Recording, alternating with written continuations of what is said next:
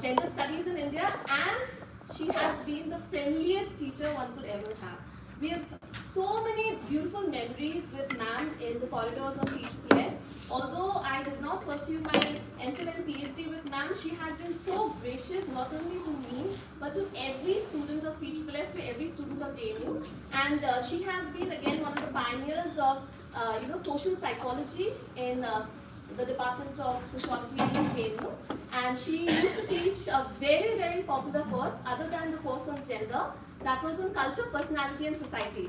And we always used to look forward to that course, those classes, because ma'am used to interpret our dreams as well. So we have beautiful memories with ma'am in CSSS, and she is like a daughter to His Holiness the Dalai Lama, and she has edited a lot of books on him, and also she has co-edited and she has co-written books with His Holiness the Dalai Lama. And as Deotima was saying, that her books have been translated worldwide, not just in 3-4 languages, but in 14-15 languages worldwide. So ma'am is very busy, and even at this age she is extremely busy, and she's just back from her Europe trip, and we are very grateful and very privileged that she could make some time to come to our department and interact with the students. Ma'am, we are also live on our Gulf channel, which is again the brainchild of our Associate Dean, Dr. Devnath Pathak, because a lot of your students as well as people from all over, they wanted to come but they could not make it physically, so they would be watching you live on our channel. And ma'am, we have students from all over the university here, not just from sociology. So everybody is eager to listen to you, ma'am. So without much ado, may I request you to kindly address you. And we will see to you, and this is the book.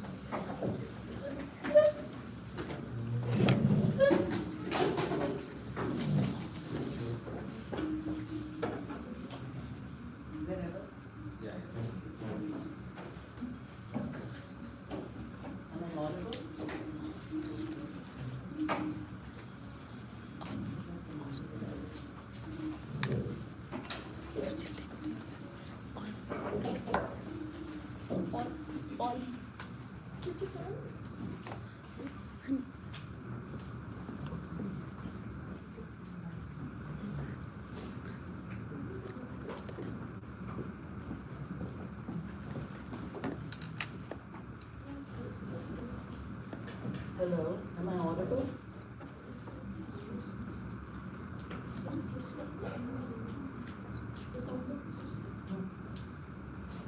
Hello?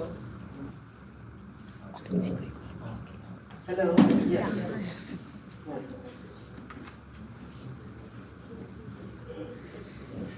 नीचे बसे।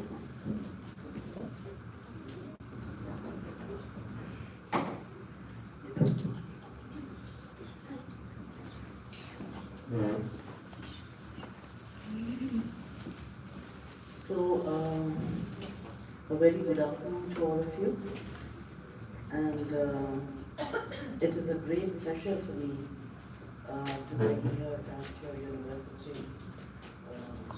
I'm coming here for the first time, and I am extremely grateful to my students, both Sumeta and they, for inviting me to the center for this lecture. The happiest moment for teachers is when they see their own students flourish. And I think there's nothing better than that when you see your own students prospering and they are being very inventive. So I really rejoice in the fact that our students from JNU have done so well.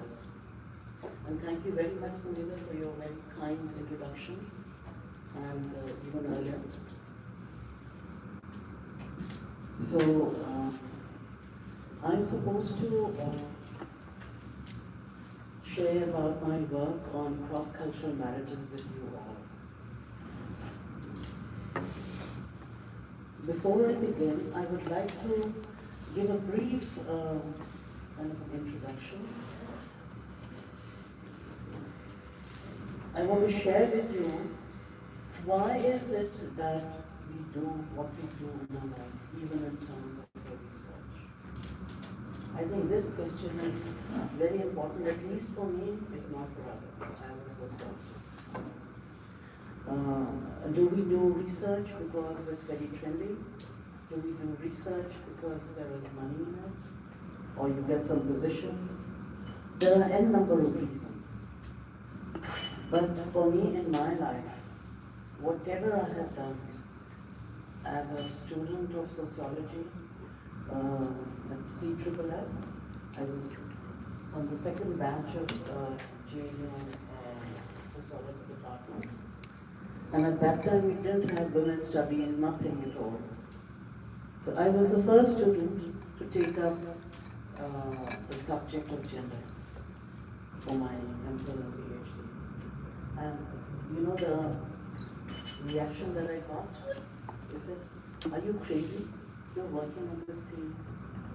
You have to work on cause, development, social movements, blah, blah, blah. But gender? No. It was a kind of a taboo at that time to work on those things. So I was the first student to take that up, and I fought my way through. And then when I worked on my PhD, again, the approach that I had towards my work, like Sumedha has mentioned, instead of having a purely sociological approach, in our department, mind you, they said sociology actually borrowed very heavily from both social anthropology and social psychology. So, and I took more from social psychology. So, I fought for my rights, and as she said, I got taught that course on culture, personality, and society. And later on, I did the study on urban Indian women. So then I was just telling them, I was heavily criticized for it because all my colleagues said, oh, you must work on religion, not in spirituality. It is just a very nominal reality. And I said, nothing doing. I will pursue the subject that interests me. So what I want to tell you students is, whenever you want to do research in any area, make sure that that problem really grips your psyche. You have to, contend with what's going on inside you and outside in the society. It's always a combination. Because unless a problem bothers you like this, when you can't even sleep properly, and you start dreaming about your subject, that is the time when you know you're on the right track and you're willing to pay any price for it.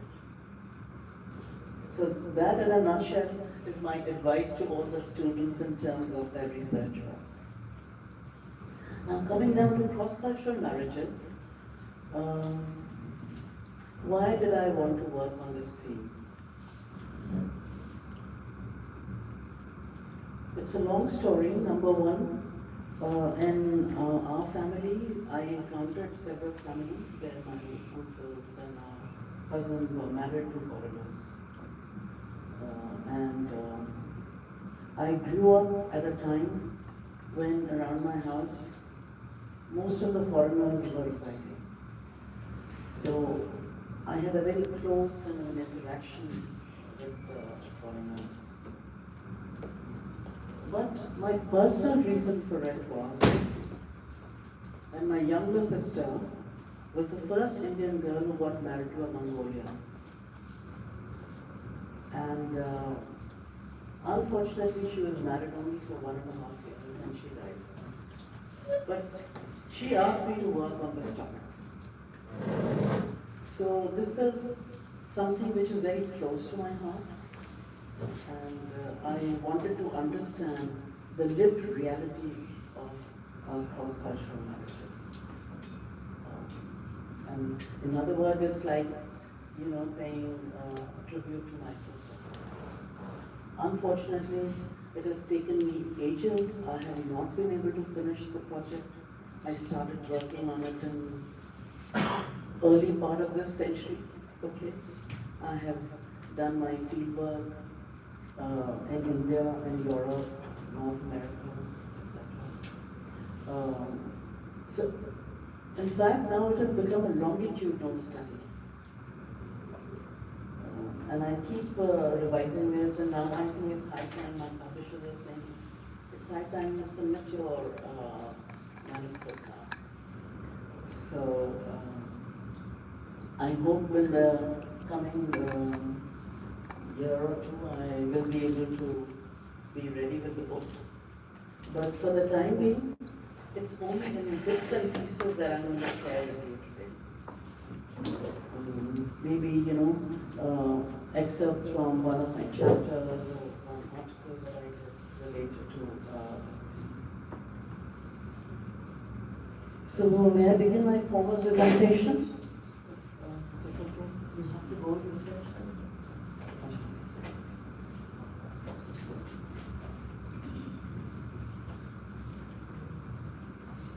So my paper is going to be in two parts. One is one will give you an overall picture of the general work that I've been doing, and the other is a very kind of a specific case study, which I have taken from one of the chapters, which deals with novels based on cross-cultural languages. So I have taken up collected my data not only from real life, but also from literature. So the first part will deal with my empirical work that I have done. With the advent of modernization and globalization, there has been a huge growth of the Indian diaspora abroad as our nationals travel to far-off lands to study, work, and visit. And so, has there been an increase in the number of cross-cultural marriages taking place in that population. Apparently, the second generation in the Indian diaspora is increasingly opting for cross-cultural marriages. Even though statistics are not readily available, the social-cultural pattern of the educated, professional, and modern individuals marrying out, and the semi-literate, unskilled, and traditional marrying in, is clearly visible. Thus, today there are Indians married to foreigners in both, to use Jain's classification, settlement, and civilizational societies. Overseas Indians evidently desire and aspire to marry resident Indians owing to socio-cultural similarities and traditional Indian family values. Even though in many cases, marriages may have turned sour, as there is a mismatch of expectations, often also depicted in articles, stories, novels, and films, nevertheless, many first-generation Indians do choose to marry foreign spouses from the host land, and some do return home. According to my data, marriage to homeland Indians amongst the second, third generation in the Indian diaspora is slowly fading away. Whereas in India, many individuals, particularly from the elite sections, are opting for foreign spouses as well.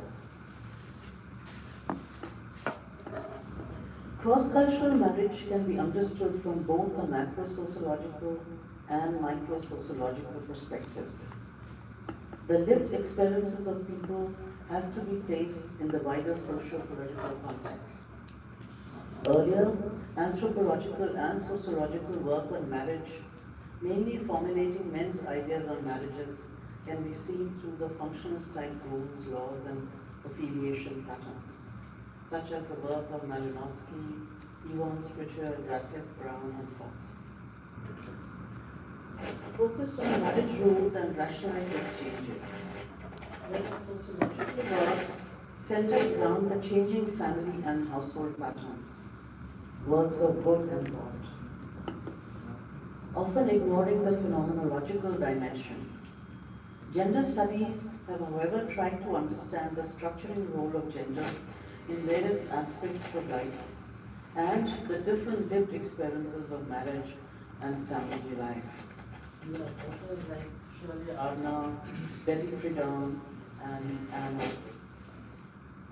Thus, my own study attempts to understand the experiential dimension of cross-cultural marriages by particularly using the method of the written narrative, self-reporting, and interviews. So this time I used a different methodology. Earlier in my work, I used to use oral autobiographical narrative. But in this, I chose the written narrative. You know why? Because in terms of research, when you have to collect your material, I find editing the oral interviews is a very, very tedious job. But when you ask your subjects to write about their life or their experiences or the issues that you want them to deal with, you give them the questions, you give them enough time, sometimes even years, and then they come up with a story. So which means it's just not offhand, it's very well thought out, very well articulated, and I think that data becomes more meaningful. So that is why I have changed my method of research for this book. It enables me to avoid excessive systematization that necessitates a reduction and one-dimensional discourse and tends to completeness. You know, data is always incomplete, let me tell you. You can always keep working on it. In any given area, work always needs to be done, and hopefully, my paper will not create closures, but instead open up avenues for further critical examinations.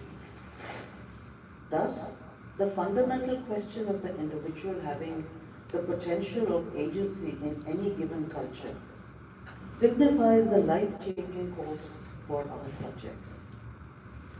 Reflexive monitoring, according to Gittins, and creative self of Covey, in the context of culture, has sufficiently sensitized us towards understanding the phenomenon of cross-cultural marriages. The breakdown of the familiar boundaries and power balances in the era of globalization allows individuals to exercise choice and freedom and be involved in Habermas's term communicative action, be it instrumental or rational. Modernity contributes towards critical self-awareness, and modern is what some of us think we are. Others aspire to be, and still others despair of being so, or are frightened and remain opposed or desire to transcend modernity. Modernization is a process that transforms the traditional forms of life, guaranteeing stability into a venturous one that is forever changing and now existing, and is being negotiated constantly as one opens to the imaginings of our age. Hence, would cross-cultural marriage qualify as falling under the category of tradition or of modernity, and emerge as a metaphor or metonym for the future social formations? In Freudian terms, one could say that human development is progressing through cross-cultural marriage as a political axis, whose core is constituted by power and its affect. The conversion in terms of relationship of fantasy, colonial or post-colonial, into reality is indeed a growth of human power. Some important questions arising from our study are: what makes marriages cross-cultural? Who marries into other cultures? What makes these marriages special or unique? What are the differences between expectations and reality? How is the chasm between self and the other negotiated? Why are these marriages harder than other kind of regular marriages? Regular in quotes. What are the potential trouble spots? How are differences managed? What are the implications of such marriages for children and their identity? The following narratives describe and examine the above-mentioned issues in various ways. Now I take up, some of my data studies that I've done. A second-generation Indian woman in the UK relates, I quote, "I did not have the conventional Indian girl's education, whereby you left school at 16, started some kind of job, and actively thought about getting a marriage organized. I was very fortunate to have parents who thought getting a good education was the highest priority, and in fact, I went as far as doing a master's. My parents did not put me under any pressure, although they did think when I was about 22 years old, they should show me a few suitable Indian boys and I could think about marriage. I did see a couple of boys. There was nothing wrong with these boys. I only got a glimpse of them anyway. But I felt an arranged marriage was not just for me. I wanted to fall in love. And actually there was very little possibility of me falling in love with an Indian because I hardly knew any. And the fact that my parents did not insist on an arranged marriage explains why it was very likely I would end up with a mixed marriage. Throughout our marriage, for 20 years, I don't think we have experienced any major cultural problems. This is because nobody apart from my mother is religious. She's had to make the biggest adjustment. In her old age, having an extended family would have been better for her. My husband's parents are fantastic, but their English philosophy is one of leave and let be. This has its pros and cons when it comes to family sharing things. We have 2 children and they're definitely more English than Indians. This is not surprising given they go to English schools and speak English at home. I would like them to have more exposure to the Indian culture, and now that they are a bit older, I think they will be more curious about their parents' background and can get more involved with Indian events. Excuse me, I have just recovered from viral, so sorry for my cough.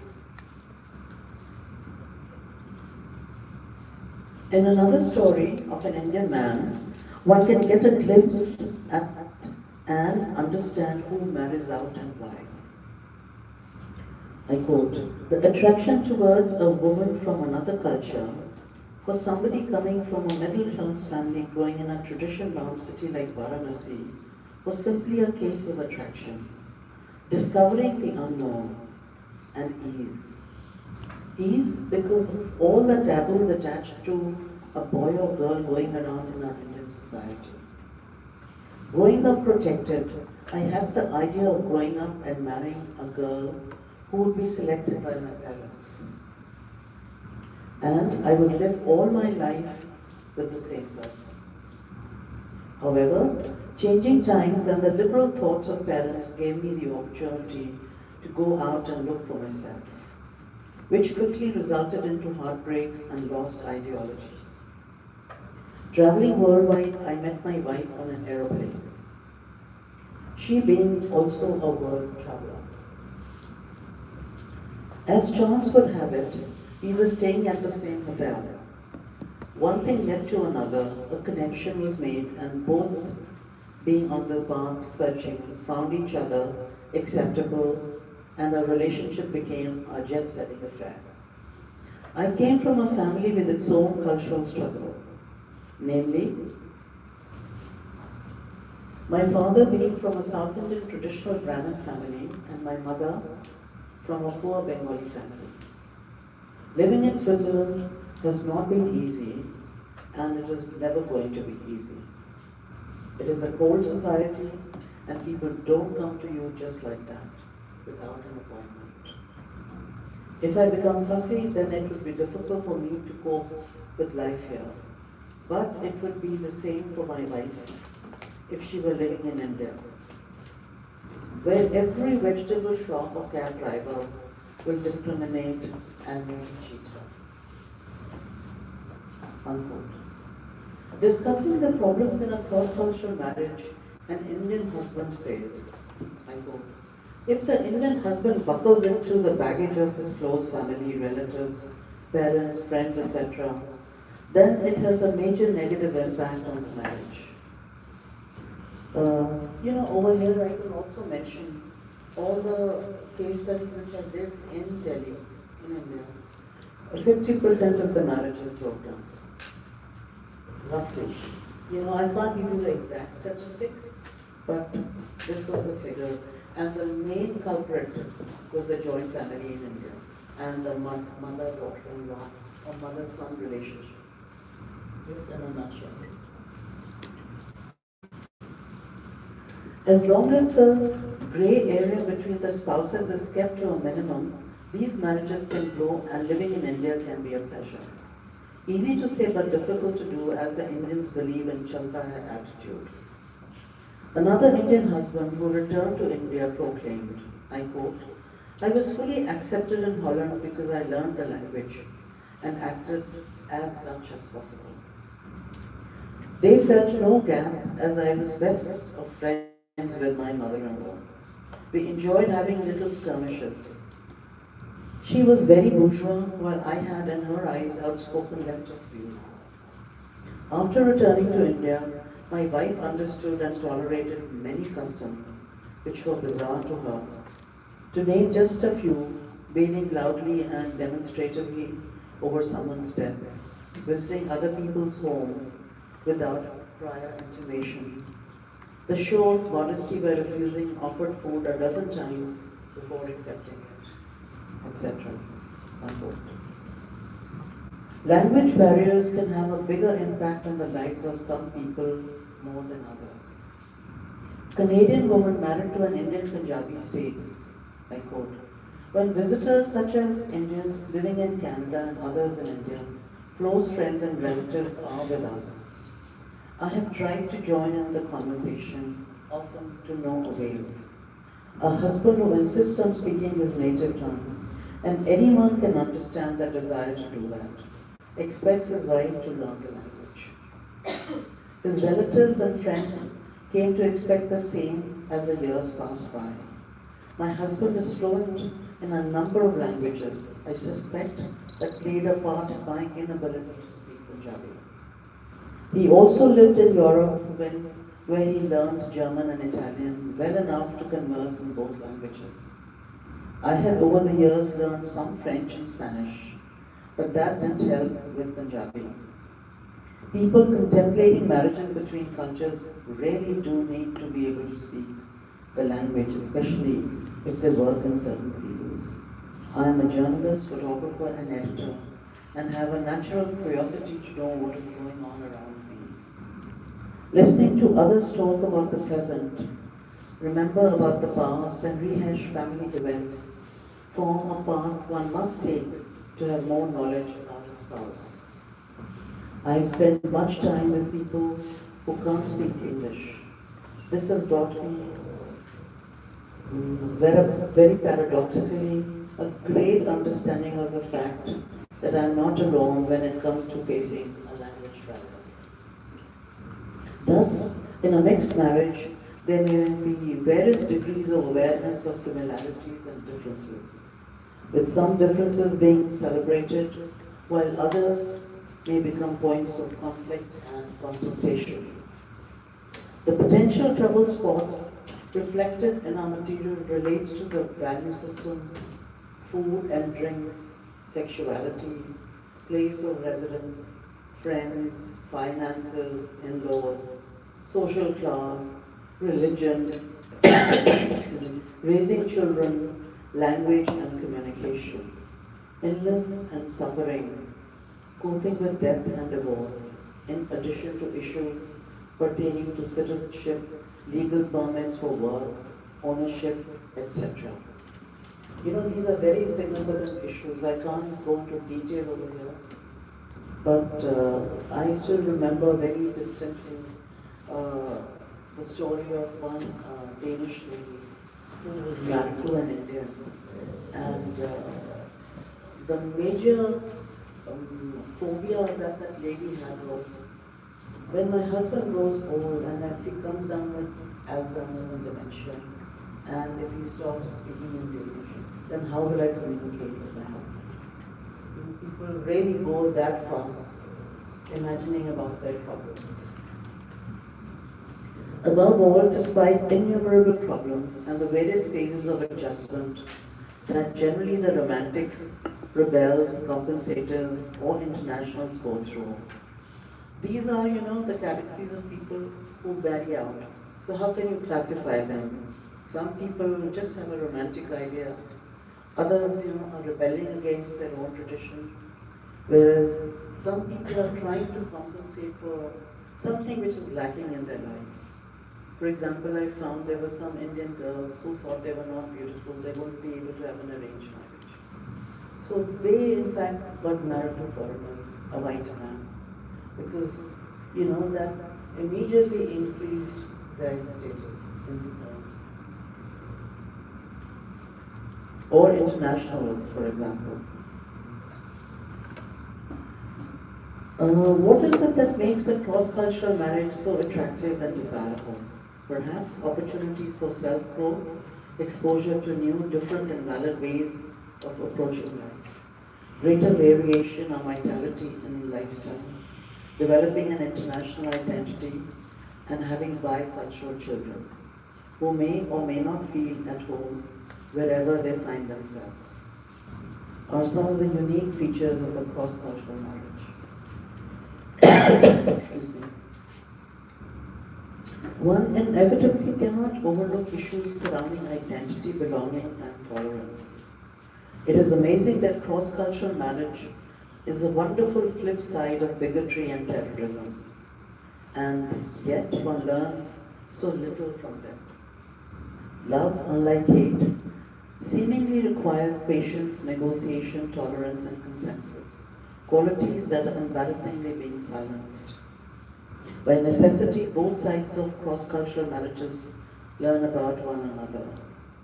To quote some of the children of cross-cultural marriages, a young Anglo-Indian relates, I quote,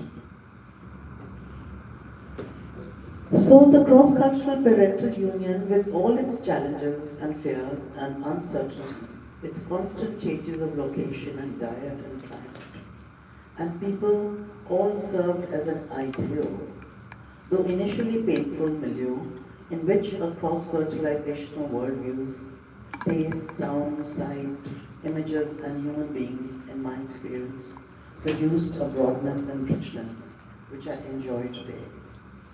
Yet, too much changes and moves can create fear and insecurity. I have experienced so many dislocations or relocation and travels that I probably craved a secure home base. I was constantly worried that I would not be collected from school by my mother and would utter the constant refrain on the way to school, in quotes, "Will you collect me?" He was always asking this question on his mother. Another child of a cross-cultural marriage who also opted for one says, "One learns to be more tolerant and less fixed in one's ways. The downside would be differences in bringing up children, especially on the religious aspect. In the final analysis, I feel my own marriage is based very strongly on mutual respect of the individual." Unquote. Some of the parents feel that when they fell in love with each other, they did not realize that they would cause considerable confusion and distress to their children. One such child, successfully settled in North America today, celebrates festivals and customs from both roots. Yet her parents could not help the children with their distress because of their different looks. They were often teased in school and had to suffer rebuke. I'm talking of a Delhi school here. Fortunately, over the years, they learned to ignore such pinpricks and today they cope well in society. The voices of the offspring of cross-cultural marriages hence highlight the vexed questions of identity and also of diverse availability of choices through significant life cycle phases. For this part of the paper, to conclude, I would say that uh, today's society is smitten by the dilemmas of modernity, namely abstraction, futurity, individuation, liberation, and secularization, cannot actually come up with a homogeneous culture resulting from the gradual, multiple nature of accommodation and acculturation followed by assimilation into the host society. Sorry. It is in this context that cross-cultural marriage bridges a cultural divide. The ordinary person perhaps fears foreigners, yet conducts himself with tolerance and respect, whereas the hero and the heroine either offer or accept a rape. To make cross-cultural marriages a success, it often helps if one is more native than the natives, be it in the US, UK, or India. And in the second part of my paper, which is from another chapter, where I'm actually dealing with novels. I thought, because this is more recent, it will be more interesting. That's an old piece. So, if you look around, till date, very little research exists pertaining to the problems of cross-cultural marriages.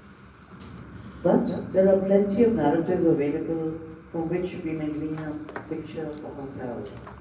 Let's start by identifying a few discernible factors as facilitating cross-cultural marital ties in the age of globalization.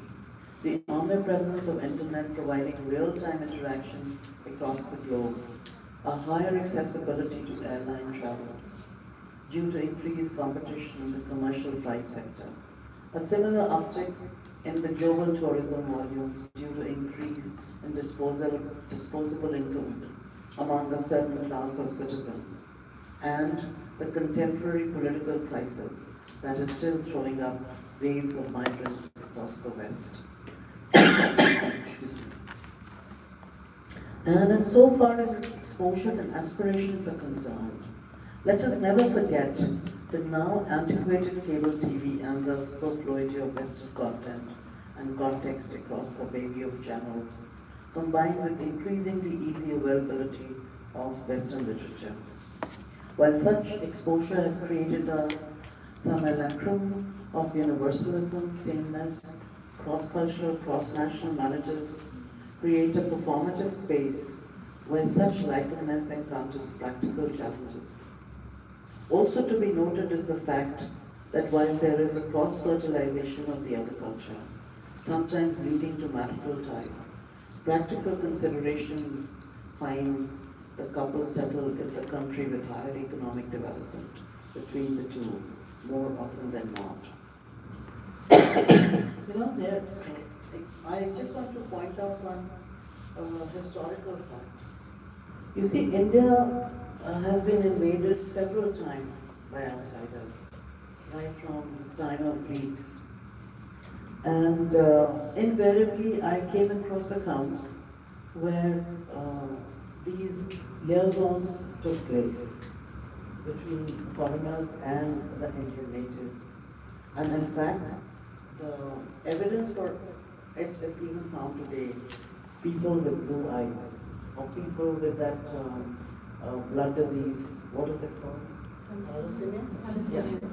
That belongs only to the Greeks. So whether those marriages happened at that time or they were just liaisons, we don't know. But over the various periods of the invasions that we've had, I'm sure we've had a lot of, these cross-cultural liaisons at least.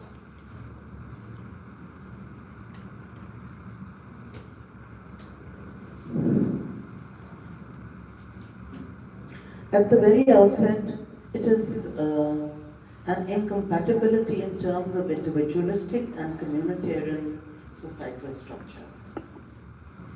In the former, marriages are seen as a decided step towards attenuating ties with one's immediate family, while in the latter, they are one where such familial ties are not only reinforced and doubled, it is largely understood as yet another ascension of the social community over the individual. Such a fundamental incompatibility combined with the distance away from one's community, laws and ways may well develop a sort of cognitive dissonance within the partner who finds oneself in a radically different environment. Under such circumstances, expectations of universalism often recuperate to the reality of cultural relativism. In the West, certain conceptual differences pertaining to topics such as gender roles, community values, economic priorities, and even religious beliefs and practices become tropes of Western understanding of backwardness. Not only does such a view immediately transpose a marriage romance structure of equal partnership to a pedagogical one, it also often becomes the ground for domestic violence. Again, the violence is not just physical, but it is often multifaceted, including pressure to refrain from certain practices while conform to the others, and active arbitration and acts of shared choice-making in matters of personal effect. Needless to say that these patterns affect women much more profoundly than men, who have decided to settle abroad to their partner's country of origin. Excuse me. You see, in India, I found there was a very interesting pattern. Women who came to join their Indian husbands, usually for them, it was a case of upward mobility. I thought that was fascinating, Whereas women who married foreigners living in other countries, for them it was downward mobility. So there are these patterns which emerge in such marriages too. And these women, in fact, had they stayed on in their home country, wouldn't have experienced this kind of prosperity or economic status as they did when they were in India, with their very so-called, rich, well-to-do Indian husbands. Further, cross-cultural marriage is to be understood as one of the several handles of men over women, violence that overwhelms incidents of intra-gender and women over men violence.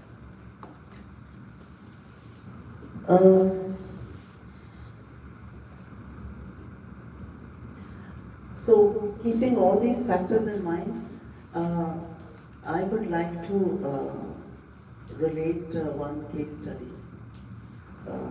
Let us now briefly discuss a fairly infamous instance of a cross-cultural, cross-national marriage that is essentially a story of aggression, despair, and frustration.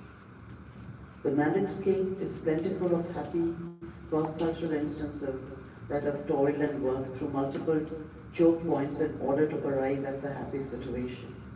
But the present study deliberates on the nature of the problems and pitfalls of such undertakings. Further, narratives of pain may inspire resilience among those who are currently toiling on the spectrum of cross-cultural differences and are yet to find any redemption or way out. On the other hand, narratives of other success and triumph may put one's own current position in sharpest perspective, exacerbating the awareness of the lack of such success, resulting in increased hopelessness and anxiety. With this, let us now explore the following story. After all, it is elementary to the imagination as well as a critical study of the problem. Here then is the case study of Sonalini Dasgupta. How many of you have heard of her? Housewife in 1950s, Calcutta, spouse of moderately talented, Western educated film director Harisadan Dasgupta. In a prolonged acquaintance with master filmmaker Roberto Rossellini, the Italian filmmaker, she was married to him. Yeah. So her husband was also a filmmaker. I'm going to tell you the story. The book has been written by Dilip Gaonkar, who is the former editor of Times of India, and the name of the book is called Under Her Spell, Roberto Rossellini in India. The book came out in 2008, so it is, their life story of a cross-cultural marriage. In a prolonged acquaintance with master filmmaker Roberto Rossellini, visiting India on a personal invite from Pandit Jawaharlal Nehru to produce, direct a film on modern independent India, H. Dasgupta, desperately seeking to curry favor with an Italian master, produced a most hackneyed form of colonial imagination of modernity by forcing his wife to open up to the foreigner. Sonalini, the product of an utmost conservative upbringing, enveloped in various codes of honor and shame, was forcefully transposed in a situation that not only was she not skilled to navigate, but one that most conspicuously pulled at the fibers of her moral ethical being. Rossellini, a prolific womanizer, hardly needed a hint to jump to the occasion. Sonalini's reluctance to open up and her stiffness to both her husband's prodding as well as Rossellini's own deliberations confounded the Italian master. Between Harisadan Dasgupta's failure to draw any valuable outcome of his desperate efforts and Rossellini's relentless pursuit of her, Sonalini Dasgupta turned into the object of the two men's battle of egos.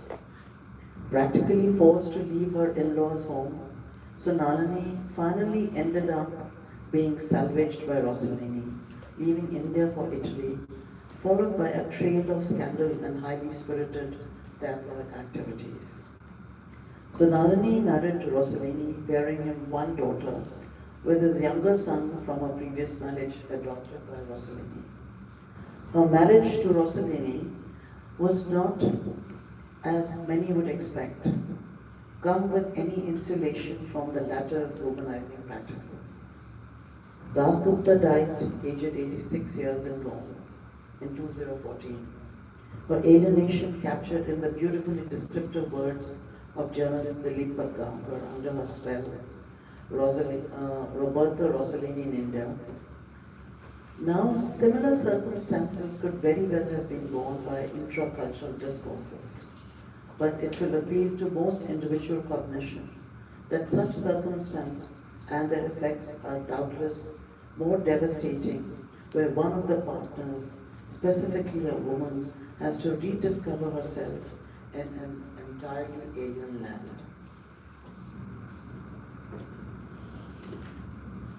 In fact, there is a very interesting article. It's called Strangers in a Strange Land. So women, when they go to their husband's country,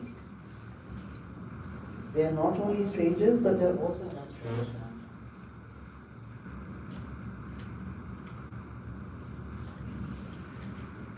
For Sonalini, familiar ties that were so elementary to her sense of security as a woman were renounced by her as a measure to escape the prospect of scandalous infamy that her land of birth surely held out for her from the point of the scandal,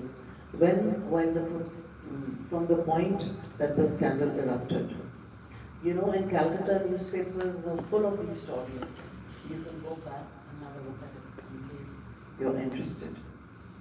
She gave in to recuperate in a moral liberal space that, while providing her with the bittersweet solace of relative anonymity, would also be one where she would stick out as a curiosity of sorts.